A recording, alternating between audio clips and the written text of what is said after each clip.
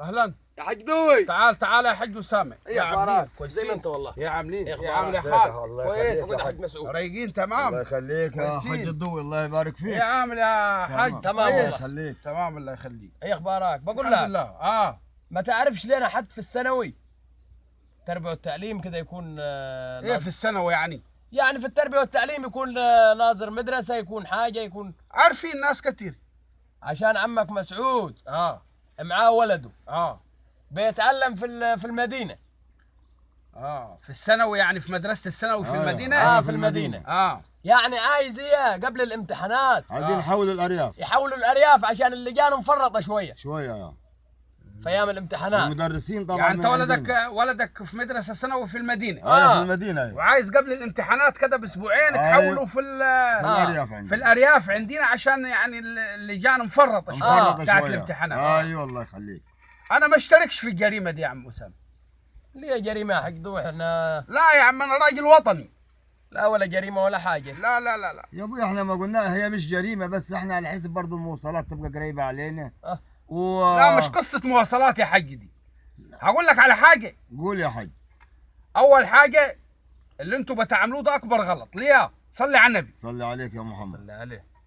النهارده البلد مش هتنهض باللي بنعمله ده. وانت انسان متعلم يا عم اسامه، المفروض اول ما كان قال لك كان رديت عليه. انا قال لي شوف الحج الضوء قلت اشوفه. لا ما هالقصه دي برضه لازم وزاره التربيه والتعليم تحط لها حد، ولازم القصه دي تتمنع. اللي عارف دي بيعملوها ليه يا عم اسامه؟ النهارده في ناس بتتعلم في مدارس الثانوي في المدينه، يجي قبل الامتحانات باسبوعين يروح محول ولده من مدرسه المدينه عشان المدينه بيبقى فيها رقابه على الامتحانات. يعني اللجان بتكون شديده. يقول لك انا اوديه الارياف عشان الارياف يعني بتبقى فيها غش. ايوه بتبقى مفرطه. اسمع كلامي اللي بقول لك عليه. الناس تفكيرها كده. يقول لك اوديه الارياف يعني لجان الامتحانات مفرطه شويه، ممكن الواد يغش له سؤالين ثلاثه. يجي الواد ينجح في الثانوي ويجيب 90% بالغش ويخش كليه الطب، وبعد ما يتخرج ينسى فوطه في بطن المريض. ينفع؟